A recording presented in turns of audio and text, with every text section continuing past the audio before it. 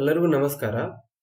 Wireless PSI Karnataka playlist ಅಲ್ಲಿ previous ಆಗಿರುವಂತಹ videos ಅಲ್ಲಿ ಡೇಟಾ ಟೈಪ್ಸ್ ಮೇಲೆ ಇರುವಂತಹ ಥಿಯರಿನ ನೋಡಿದೀವಿ. So what are the different types of data types? That is integer type first one, then floating point values, then the characters we have seen. Okay, so ಅದಕ್ಕೆ ಸಂಬಂಧಪಟ್ಟಂತ ಥಿಯರಿನ already discuss ಮಾಡಿದೀವಿ. So already ಆ ವಿಡಿಯೋದಲ್ಲಿ mention ಮಾಡಿದಾಗೆ so ಇವತ್ತಿನ ವಿಡಿಯೋದಲ್ಲಿ possible and already asked, so topmost 20 questions we will be discussing in this video. So it will be very interesting for us as exam point of view. Okay, so first we will start with the first question itself. Okay, so first we will say okay, so first question, what is the size of an int data type? So integer type of data ಏನಿರುತ್ತಲ್ಲ ಅದ್ರ size ಏನಿದೆ ಅಂತ ಕೇಳ್ತಿದ್ದಾರೆ. So first option 4 bytes, then 8 bytes, 16 bytes, and the last option says depends on the system or the compiler ಅಂತ. So ಇದಕ್ಕೆ ಸರಿಯಾದಂತ ಉತ್ತರ option d, that is depends on the system or compiler ಅಂತ. So ನೀವು ನೋಡಿರ್ಬೋದು 4 bytes 8 to 16 different types of data ಸೈಜಸ್ನ ನಾವು ನೋಡಿದ್ದೀವಿ. 4 ಅಂದ್ರೆ ನಿಬಲು, 8 ಅಂದ್ರೆ ಒಂದು ಬೈಟು, ಒಂದು ಆಕ್ಟೇಟ್ ಅಂತ ಬರುತ್ತೆ. ಓಕೆ, 16 bytes ಬಿಟ್ಸ್ ಅಂದ್ರೆ ಬರುತ್ತೆ. ದೆನ್ ಇದು ಕೂಡ ಬರುತ್ತೆ 16 bytes ಅಂತ ಬರುತ್ತೆ. ಬಟ್ ಅಲ್ಟಿಮೇಟ್ ಆಗಿ ಡೇಟಾನ ಸೈಜ್ ಡಿಪೆಂಡ್ ಆಗಿರೋದು ಸಿಸ್ಟಮ್ ಮೇಲೆ. ನಮ್ಮ ಸಿಸ್ಟಮ್ ಕೆಪಾಸಿಟಿ ಹೇಗಿರುತ್ತೋ ಅದ್ರ ತಕ್ಕಾಗೆ ಅದರಲ್ಲಿರೋ ಪ್ರೊಸೆಸರ್ ಅಥವಾ ಸಾಫ್ಟ್ವೇರ್ ಅಲ್ಲಿ ಅಥವಾ ಒಂದು ಪ್ರೋಗ್ರಾಮಿಂಗ್ ಲ್ಯಾಂಗ್ವೇಜ್ ಕಂಪೈಲರ್ ಹೇಗಿರುತ್ತೋ ಅದ್ರ ಮೇಲೆ ಡಿಪೆಂಡ್ ಇರುತ್ತೆ ಎಷ್ಟಿರುತ್ತೆ ಅಂತ data. Okay, so that's about the first question. Now we will move to the second one. Okay, so what is the value of nibble? So what is value of nibble ಅಂತ ಕೇಳಿದ್ದಾರೆ. ಒಂದು nibble ಅಂದ್ರೆ ಅದ್ರ value ಎಷ್ಟಿರುತ್ತೆ ಅಂತ ಕೇಳ್ತಿದ್ದಾರೆ. So nibble ಅಂದ್ರೆ ನಮ್ಗೆಲ್ಲರಿಗೂ ಗೊತ್ತು 4 ಬಿಟ್ಸ್ ಇರುತ್ತೆ. 4 ಬಿಟ್ಸ್ ಇರುತ್ತೆ, ಅದನ್ನ ಹಾಫ್ ವರ್ಡ್ ಅಂತ ಕೂಡ ನಾವು ಕರಿತೀವಿ. So from -8 to 7 or from -2 to the power 3 to 2 to the power 3 -1, or else second option ಏನಿದೆ from -9 to +9. ಸೊ ಅದನ್ನೇ ಮತ್ತೆ ಇದರಲ್ಲಿ ಈ ತರ ಬರ್ದಿರೋದು ಅಷ್ಟೇ. Then from -5 to 6, then none of these ಅಂತ. ಸೊ ಇದಕ್ಕೆ ಸರಿಯಾದಂತ ಉತ್ತರ option A, that is from -8 to 7. So already ಥಿಯರಿಯಲ್ಲಿ ನೋಡಿದೀವಿ ಹೇಗಿಂತ. Then third option, the number of bits present in nibble is dash ಅಂತ. ಸೊ ಎಷ್ಟು ಇರುತ್ತೆ ಒಂದು ನಿಬಲ್ ಅಲ್ಲಿ ಬಿಟ್ಸ್? ಸೊ ಆಲ್ರೆಡಿ ಜಸ್ಟ್ ನಾವು ಇದನ್ನ ಡಿಸ್ಕಸ್ ಮಾಡಿದೀವಿ, 4 ಬಿಟ್ಸ್ ಇರುತ್ತೆ ಅಂತ. ಸೊ ಡೈರೆಕ್ಟ್ ಆಗಿ ಆನ್ಸರ್ ನೋಡೋಣ, ಅದ್ರದ್ದು 4 bits. Okay, so next question, which of the following is not a data type? So ಇದರಲ್ಲಿ ಕೊಟ್ಟಿರುವಂತದ್ರಲ್ಲಿ ಯಾವುದು ಡೇಟಾ ಟೈಪ್ಗೆ ಎಕ್ಸಾಂಪಲ್ ಇಲ್ಲ, ಅಥವಾ ಇದರಲ್ಲಿ ಯಾವ್ದು ಟೈಪ್ ಅಥವಾ ಕೊಟ್ಟಿರೋ ಆಪ್ಷನ್ಸ್ ಅಲ್ಲಿ ಯಾವುದು ಡೇಟಾ ಟೈಪ್ ಇಲ್ಲ ಅಂತ ಅಷ್ಟೇ. Symbolic data type, alphanumeric data type, numeric data type, and alphabetic data type ಅಂತ. ಸೊ ಇದಕ್ಕೆ ಸರಿಯಾದಂತ ಉತ್ತರ ಅಲ್ಫಾಬೆಟಿಕ್ ಡೇಟಾ ಟೈಪ್ ಅಂತ. ಸೊ ಇದು ಡೇಟಾ ಟೈಪ್ಗೆ ಎಕ್ಸಾಂಪಲ್ ಅಲ್ಲ, ಅಲ್ಫಾಬೆಟಿಕಲ್ ಇರಲ್ಲ. ದೆನ್ ಫಿಫ್ತ್ ಒನ್ ನೋಡಿ, ಇದು multiplication star at AC hash is a type of dash data ಅಂತ. ಸೊ ಯಾವ ತರಹದಂತಹ ಡೇಟಾ ಇದೆ ಇದು ಅಂತ ಕೇಳ್ತಿದ್ದಾರೆ. ಸಿಂಬಾಲಿಕ್ ಡೇಟಾ ಇದೆನಾ ಅಥವಾ ಅಲ್ಫಾಬೆಟ್ ಡೇಟಾ ಇದೆನಾ? ಅಲ್ಫಾಬೆಟಿಕ್ ರಿಪೀಟ್ ಆಗಿದೆ ಇಲ್ಲಿ. ದೆನ್ ನ್ಯೂಮರಿಕ್ ಡೇಟಾ ಇದೆ ಅಂತ ಕೇಳ್ತಿದ್ದಾರೆ. ಸೊ ನಮ್ಗೆ ಗೊತ್ತು ಅಲ್ಫಾಬೆಟಿಕ್ ಅಂತಂದ್ರೆ ಅದ್ರಲ್ಲಿ ಜಸ್ಟ್ ABCD ಅಂತ ಲೆಟರ್ಸ್ ಇನ್ಕ್ಲೂಡ್ ಆಗಬೇಕು. ದೆನ್ ನ್ಯೂಮರಿಕ್ ಅಂತಂದ್ರೆ ಹೆಸರೇ ಹೇಳಿರುವ ಹಾಗೆ ನಂಬರ್ಸ್ ಇನ್ಕ್ಲೂಡ್ ಆಗಿರುತ್ತೆ ಅಷ್ಟೇನೆ. ಬಟ್ ಸಿಂಬಾಲಿಕ್ ಅಲ್ಲಿ ಯಾವುದೇ ತರಹಂತ ಸಿಂಬಾಲ್ಸ್, ಯಾವುದೇ ತರಹಂತ ಲೆಟರ್ಸ್ ನಾವು ಯೂಸ್ ಮಾಡಬಹುದು, ಸ್ಪೆಷಲ್ ಕ್ಯಾರೆಕ್ಟರ್ಸ್ ನಾವು ಇಲ್ಲಿ ಯೂಸ್ ಮಾಡಬಹುದು. ಸೊ ನೀವು ಗೆಸ್ ಮಾಡೋ ಹಾಗೆ ಇದಕ್ಕೆ ಸರಿಯಾದಂತ ಉತ್ತರ option A, that is symbolic type of data. So ಇದು ಸಿಂಬಾಲಿಕ್ಗೆ ಎಕ್ಸಾಂಪಲ್ ಆಗಿದೆ. ದೆನ್ ಸಿಕ್ಸ್ತ್ ಒನ್ ನೋಡಿ, which of the following is not a valid representation in bits ಅಂತ. ಸೊ ನಾವು ಬಿಟ್ಸ್ ನ ರಿಪ್ರೆಸೆಂಟ್ ಮಾಡ್ತೀವಿ, ಇಷ್ಟು ಬಿಟ್ ಇದೆ ಅಷ್ಟು ಬಿಟ್ ಇದೆ ಅಂತ. ಸೊ ಈ ಕೊಟ್ಟಿರೋ ಆಪ್ಷನ್ಸ್ ಅಲ್ಲಿ ಯಾವುದು ವ್ಯಾಲಿಡ್ ರಿಪ್ರೆಸೆಂಟೇಷನ್ ಇಲ್ಲ ಅದಕ್ಕೆ ಅಂತ ಕೇಳ್ತಿದ್ದಾರೆ. 8 bit representation, 32 bit representation, 128 bit representation and 24 bit representation ಅಂತ ಇದೆ. ಸೊ ನಮ್ಗೆಲ್ಲರಿಗೂ ಗೊತ್ತಿರೋ ಹಾಗೆ 8 ಮಲ್ಟಿಪಲ್ ಅಲ್ಲಿ ಅಷ್ಟೇ ಬರೋದು. 4 ಬಿಟ್ ಬರುತ್ತೆ, ದೆನ್ 8 ಬಿಟ್ ಬರುತ್ತೆ, 16 ಬರುತ್ತೆ, 32 ಬರುತ್ತೆ, 128 ಬರುತ್ತೆ. ಈ ತರ ಡಬಲ್ ಆಗ್ತಾ ಹೋಗುತ್ತೆ ಅಷ್ಟೇನೆ. ಬಟ್ ಇದರಲ್ಲಿ 24 ಬರೋಕ್ಕೆ ಸಾಧ್ಯ ಇಲ್ಲ. ಸೊ ಆದ್ದರಿಂದ option D will be the right answer for this one. that is 24-bit data doesn't exist in our programming languages. Then next one, what are the entities whose values can be changed called? So ಒಂದು entity ಇರುತ್ತೆ, ಅದ್ರ ವ್ಯಾಲ್ಯೂಸ್ನ change ಮಾಡ್ಬೋದು. ಆ ಥರನಂಥ ಎಂಟಿಟೀಸ್ನ ಏನಂತ ಕರಿತೀವಿ? So option A ಕಾನ್ಸ್ಟನ್ಸ್ ಅಂತ ಕರೆಯೋದಾ, then modules ಅಂತ ಕರೆಯೋದಾ, ಅಥವಾ ಟೋಕನ್ ಅಂತ ಕರಿಬೇಕಾ, ಅಥವಾ ವೇರಿಯೇಬಲ್ಸ್ ಅಂತ ಕರಿಬೇಕು? ಸೊ ಆಲ್ರೆಡಿ ಈ ಕ್ವಶನ್ ಅಲ್ಲೇ ಇದೆ, ಅವುಗಳ ವ್ಯಾಲ್ಯೂ ಚೇಂಜ್ ಆಗ್ತಾ ಇದೆ ಅಂದರೆ ಕಾನ್ಸ್ಟಂಟ್ ಆಗಲ್ಲ. ಮಾಡ್ಯೂಲ್ಸ್ ಮತ್ತು ಟೋಕನ್ಸ್ ಡಿಫ್ರೆಂಟ್ ಕಾನ್ಸೆಪ್ಟ್ ಇದೆ. ಸೊ ಇದಕ್ಕೆ ಸರಿಯಾದಂಥ ಉತ್ತರ option D, that is variables. The values whose value changes is called as, or those are called as variables.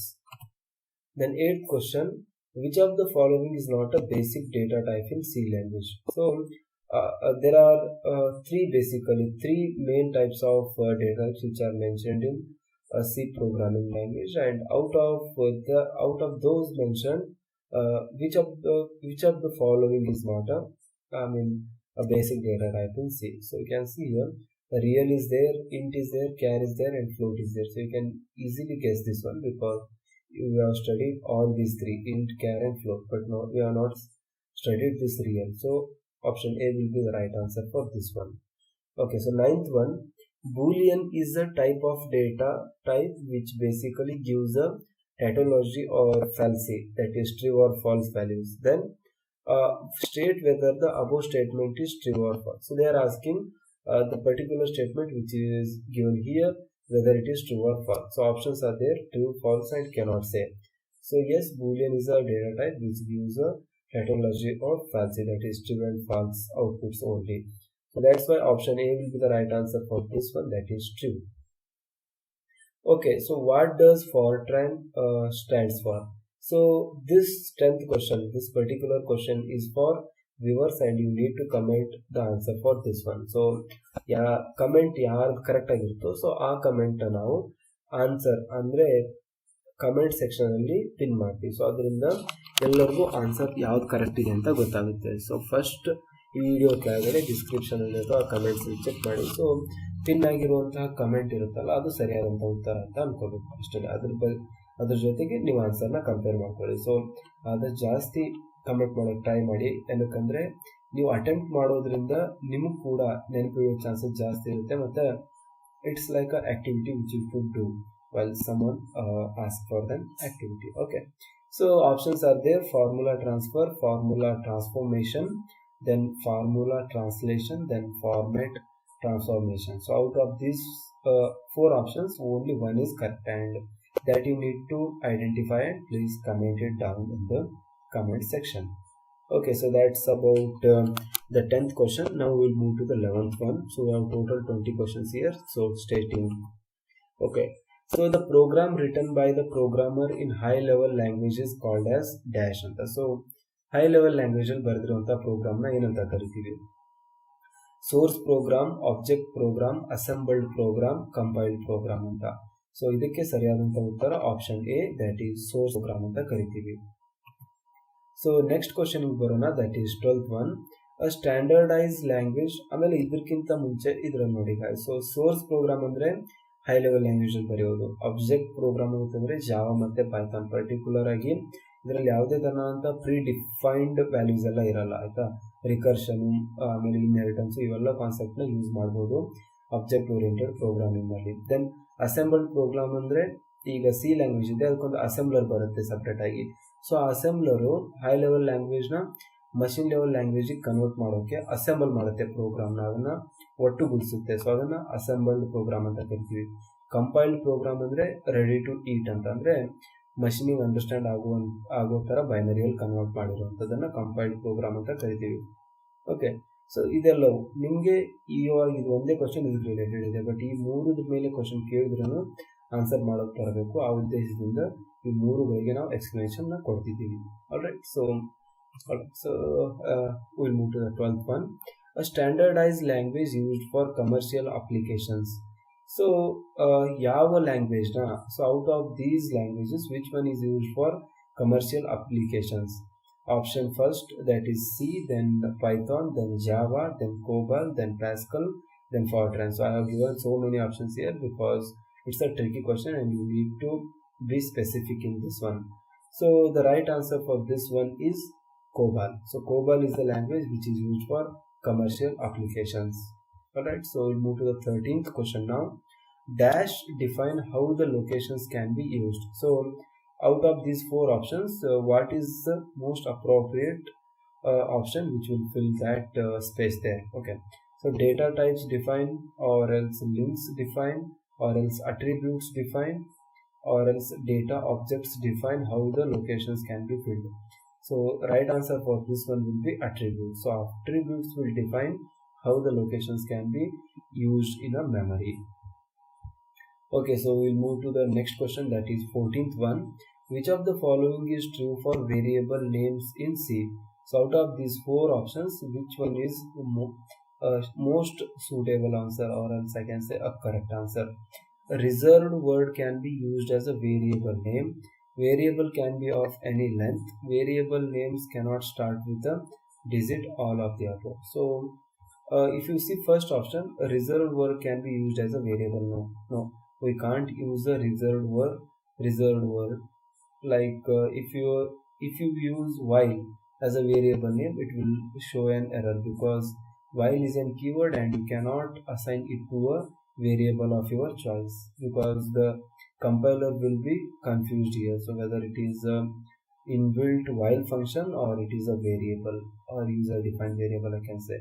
So that's why we can't define that one like that. Then if we scratch this one, then we need to scratch this one also, because this is the all of the above. Then we will be left with only BC. Then B says variable can be of any length. So yes, variable can be of any length, of course, but it has got some limit. So you need to specify that limit in this option, but they are not specified. So this is also wrong, and we will be only left with option C. Variable names cannot start with a digit. So yes, variable names cannot start with digits. They must and should start with variable or letter, the alphabets itself. So that's why option C will be the right answer. Okay, so we will move to the 15th one now. Which of the following cannot be a variable name in C? So true, friend, volatile, and export. So which of the following cannot be a variable name? So you can see here volatile. So volatile cannot be a variable name. I can give true, I can give friend, I can give export, but volatile I can't give. So that's why option C will be the right one. Then 16th one, which of the following is not a derived data type in C? So derived data types ಅಂತ ಬರುತ್ತೆ C ಅಲ್ಲಿ, ಅದರಲ್ಲಿ ಯಾವುದು ಇಲ್ಲ ಅಂತ ಕೇಳ್ತಿದ್ದಾರೆ. ಅರೇ, pointer, then ಮತ್ತೆ pointer ಅಂತ ಇದೆ, ದೆನ್ enumeration ಅಂತ ಇದೆ. ಸೊ ಈ ಮೂರರಲ್ಲಿ ಯಾವುದಿದೆ ಅಂತ. ಸೊ ಅದಕ್ಕೆ ಸರಿಯಾದಂಥ ಉತ್ತರ enumeration ಅಂತ. ಸೊ ಇದು derived data type ಅಲ್ಲ ಅಂತ. Then 17th one, the format identifier percentile u is used for. So percentile u ನ ಏನಕ್ಕೆ ಯೂಸ್ ಮಾಡ್ತೀವಿ ನಾವು, ಏನು ಡಿಫೈನ್ ಮಾಡೋಕ್ಕೆ? ಇಂಟಿಜರ್ ನ, ಫ್ಲೋಟಿಂಗ್ ಪಾಯಿಂಟ್ ವ್ಯಾಲ್ಯೂಸ್ ನ, ಅನ್ಸೈನ್ಡ್ ಡೆಸಿಮಲ್ ವ್ಯಾಲ್ಯೂಸ್ ನ, ಅಥವಾ ನನ್ ಆಫ್ ದೀಸ್ ಅಂತ. ಸೊ ಇದಕ್ಕೆ ಸರಿಯಾದಂಥ ಉತ್ತರ ಅನ್ಸೈನ್ಡ್ ಡೆಸಿಮಲ್ ಅಂತ. ಸೊ ಪರ್ಸೆಂಟೇಜ್ ಯು ಅನ್ನೋದು ಅನ್ಸೈನ್ಡ್ ಡೆಸಿಮಲ್ಸ್ ನ ರಿಪ್ರೆಸೆಂಟ್ ಮಾಡುತ್ತೆ. ದೆನ್ 18th one ನೋಡಿ, sort int in C language is. So Sortint ಅನ್ನೋದು ಏನಿದೆ, short is the qualifier and int is the basic data type. Sorry, sort ಅಂತ ಇದೆ, SHORT ಅಂತ ಆಗ್ಬೇಕಾಗಿತ್ತು, H ಇಲ್ಲಿ ಮಿಸ್ ಆಗಿದೆ ಅಂತ. So qualifier, then basic data type of C, then all of the above ಅಂತ. So ಇದಕ್ಕೆ ಸರಿಯಾದಂಥ ಉತ್ತರ option A, that is short is the qualifier and int is the basic data type ಅಂತ. The C language defines dash fundamental data type. So ಇದು ಕೂಡ ವಿವರ್ಸ್ಗೆ ಬಿಟ್ಟಿರೋದು. C language ಅಲ್ಲಿ ಎಷ್ಟು basic data types ಇದೆ ಅಂತ. Then 20th one, range of unsigned integer. So range of unsigned ಇಂಟೀಜರ್ಸ್ಗೆ ಎಷ್ಟು range ಇದೆ, ಇದು ಕೂಡ ವಿವರ್ಸೆ. ಸೊ 3 ಕ್ವಶನ್ಸ್ ಟೋಟಲಿ ಬಿಟ್ಟಿರೋದು, 10th one, 19th and 20th. So ಎಲ್ಲವಕ್ಕೂ please guys try to comment, because ಥಿಯರಿಯಲ್ಲಿ ಆಲ್ರೆಡಿ ಇದನ್ನು ಡಿಸ್ಕಸ್ ಮಾಡಿದ್ದೀವಿ. ಸೊ ಆ ವಿಡಿಯೋನ ನೀವು ವಾಚ್ ಮಾಡಿಬಿಟ್ಟು ಅದರಲ್ಲೇ ಇದಕ್ಕೆ ಆನ್ಸರ್ ನೀವು ಸಿಗ್ಬೋದು. So if you are really following the videos, please do comment and it will be a great effort from your side to help us on this. Okay, so thank you guys, thanks for your time, and These are the possible 20 questions which are already asked, or they are most probable questions which will be appearing in the exam. So we can say they are the top most questions which are asked frequently on the topic data type. So I hope you like this one, and if you have still not subscribed the channel, please guys, do subscribe, because we need subscribers. We have only few subscribers, and literally the number of subscribers on our channel are less than the number of videos which we have uploaded. So it is a crazy thing which we are observing right now. So please guys, do some help by spreading the channel, or else you can share this video with your friends and family and tell them to subscribe. So it will be a great initiative from your side as well. So thank you guys, thanks for your time, see you in the next one. Namaste.